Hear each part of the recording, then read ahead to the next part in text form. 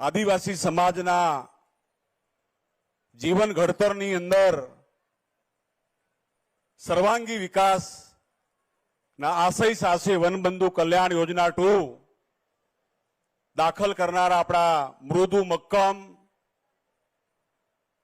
આપણા સમાજને અને આપણને બધાને આપણા જીવનની અંદર વિકાસથી લઈને શિક્ષણ હોય, આરોગ્ય, સિંચાઈ ક્ષેત્રે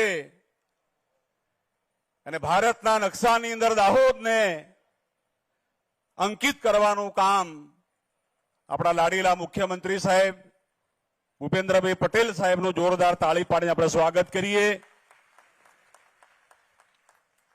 જિલ્લા પંચાયતના આપણા પ્રમુખ ગમાબેન ઓહની આજે ઊંડાર વિસ્તારમાં પહેલી વાર આઝાદીના ઇતિહાસમાં વસાબીના કુટુંબમાંથી જિલ્લા પંચાયતના પ્રમુખ તરીકે આપણા નવનિયુક્ત પ્રમુખશ્રી આ વિસ્તારના લોકપ્રિય ધારાસભ્ય માન્ય મહેન્દ્રભાઈ બાબોરજી, માન્ય રાજુભાઈ પટેલ પ્રભારી સંગઠન દાહોદ જિલ્લો, આપણા જિલ્લાના યશસ્વી અધ્યક્ષ માન્ય સ્નેહલભાઈ દરિયાજી, માન્ય કલેક્ટર શ્રી, માન્ય ડીડીઓ શ્રી, માન્ય એસપી શ્રી, અમારા સરપંચ સાહેબ માન્ય રમેશ કાકા,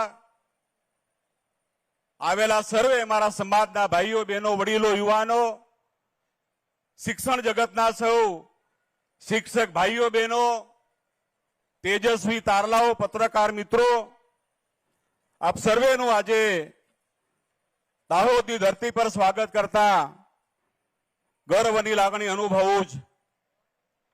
24મા શાળા પ્રવેશ મહોત્સવ અને આપણી દીકરીઓનો એમના કિસ્મતના ભાગ્યના દ્વાર ખોલવાનો શુભારંભ ભારતના પ્રધાનમંત્રી માન્ય મોદી સાહેબે આ જ તાલુકાના માંથી શરૂઆત એમને કરી હતી. 23 વર્ષ પૂર્ણ કરીને આજે 24મા વર્ષે આપણા લાડીલા મુખ્યમંત્રી સાહેબ આજે આપણી બધાની વચ્ચે પધાર્યા છે. માન્ય મોદી સાહેબના આપણે આભારી છે. ઉમરગામથી અંબાજી આખી આદિવાસી આપણી પટ્ટી છે. એ પટ્ટીમાં સાક્ષરતાનો દર નીચો, ડ્રોપ આઉટ રેશિયો ખૂબ નીચે હતો ત્યારે તત્કાલીન મુખ્યમંત્રી અને ભારતના પ્રધાનમંત્રી માન્ય મોદી સાહેબે લાંબો ઊંડો વિચાર કરીને આખી સરકાર કામે લગાડીને આજે ઉમરગામથી અંબાજી ના પટ્ટાની અંદર આપણે આદિવાસી આપણા દીકરા દીકરીઓ ડોક્ટર, ઇજનેર, વકીલ આપણા ઘર સુધી માં સરસ્વતીના દર્શન જેમને કરાવ્યા છે એવા ભારતના આપણા પ્રધાનમંત્રી માન્ય મોદી સાહેબના આપણે આભારી.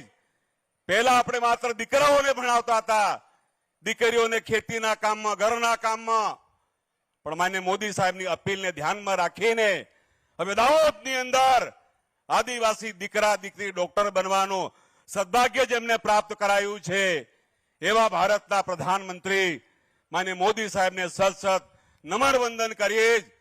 જો મોદી સાહેબ ના હોત, ભાજપની સરકાર ના હોત તો આજે આપણે ભણી શક્યા ના હોત.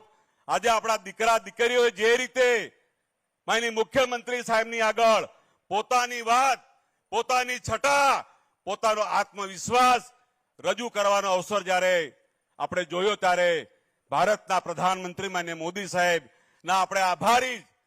વર્ષોથી આપણે પલાયન કરતા, દિવાળી પર દિવાળી કરવા આવવાનું, પછી હોળી કરવા માટે આવવાનું, બાકીનો સમય બહાર ગામ મજૂરી માટે, મહેનત માટે આપણે બધા વિતાવતા હતા. પણ હવે આ દિવસો પલટાવવાનું કામ માન્ય મોદી સાહેબ અને ગુજરાતના આપણા મુખ્યમંત્રી ભૂપેન્દ્રભાઈ પટેલ સાહેબે કર્યા પછી ભૂતકાળની સરકારોએ ગામમાં શાળા નહોતી, શિક્ષકો નહોતા, શૌચાલયની સગવડ નહોતી, વીજળી નહોતી, કોમ્પ્યુટર તો દુનિયામાં આપણે જોયું નહોતું. આજે આપણા બાળકોને અધ્યાત્મ શિક્ષણ, ગુણવત્તાવાળું શિક્ષણ, ટેકનોલોજી વાળું શિક્ષણ આપવાની શરૂઆત ભારતના પ્રધાનમંત્રી માન્ય મોદી સાહેબે કર્યા પછી આ પંથને પૂરું દેશ પ્રગતિના પંથને આગે લઈ જવા માટે માન્ય ભૂપેન્દ્રભાઈ પટેલ સાહેબે પણ દાહોદ જિલ્લામાં જે મેડિકલ કોલેજ હોય, પીજી કોલેજ હોય, ડિગ્રી એન્જિનિયરિંગ કોલેજ હોય, નર્સિંગ કોલેજ હોય, મને કહેતા જે ગૌરવ કે રાજ્ય સરકાર અને કેન્દ્ર સરકારના આપણે આભારી. આપણી પાસે લાખો રૂપિયા નથી કે આપણું બાળક અંગ્રેજી મીડિયમમાં આપણે ભણાવી શકીએ. આજે ગરબાડામાં પણ માન્ય મુખ્યમંત્રી સાહેબના આપણે આભારી. ગરબાડામાં એકલો મોડલ સ્કૂલનું બાંધકામ ચાલી રહ્યું છે, જાલોદ રાજપુરમાં ચાલી રહ્યું છે, ફતેપુરામાં ચાલી રહ્યું છે, સિંગવડમાં માન્ય મુખ્યમંત્રી સાહેબે 23 કરોડની અંગ્રેજી માધ્યમની શાળાનું આજે લોકાર્પણ કરીને આદિવાસીના ઘરમાં જન્મેલું બાળક, ડુંગર જંગલ કોતરમાં જન્મેલા બાળકને અંગ્રેજી મીડિયમ સુધી લઈ જવાનું કામ રાજ્યના આપણા મુખ્યમંત્રી માન્ય ભૂપેન્દ્રભાઈ પટેલ સાહેબ કરી રહ્યા છે. લાંબી વાત મારે કરવી નથી. ભારતના પૂર્વ પ્રધાનમંત્રી શ્રદ્ધેય અટલ બિહારી વાજપેયી સાહેબને યાદ કરીએ જ કે જયારે પહેલી વાર દિલ્હીમાં આપણી સરકાર આવી ત્યારે સર્વ શિક્ષા અભિયાન આખા દેશમાં લાગુ કરવાનું કામ શ્રદ્ધેય અટલ બિહારી વાજપેયી સાહેબે શરૂ કરવાના કારણે 1 માળ 2 માળ 3 માળની શાળા, પૂરતા શિક્ષકો, પૂરતા ઓરડા, ભોજનની સગવડ, પાટી પેન દફતર, એના કારણે આદિવાસી પટ્ટામાં જે જાગૃતતા આવી છે, સમાજ આગળ વધ્યો છે, એનું કામ આપણા મુખ્યમંત્રી સાહેબ કરી રહ્યા છે. મને જણાવતા આનંદ થાય કે આ વિસ્તાર પલાયનવાદી વિસ્તાર છે. પરદેશ જવું, મજૂરી કરવું, પાછા આવવું, બાળકોને ફરી લઈ જવાના દિવસોમાંથી મુક્ત કરાવવાનું કામ આપણા મુખ્યમંત્રી સાહેબે કર્યું છે. નર્મદાના નીર માટે 5000 કરોડ કરતા વધુની રકમ સૈદ્ધાંતિક મંજૂરી આપીને મારું બારિયા હોય, દાનપુર હોય, ગરબાડા, દાહોદ, જાલોદ સુધી નર્મદાના નીર લઈ જઈને સિંચાઈની અંદર ક્રાંતિ, શિક્ષણમાં ક્રાંતિ અને આદિવાસી સમાજ આગળ આવે એના માટે માન્ય મુખ્યમંત્રી સાહેબ પ્રયત્ન કરી રહ્યા છે.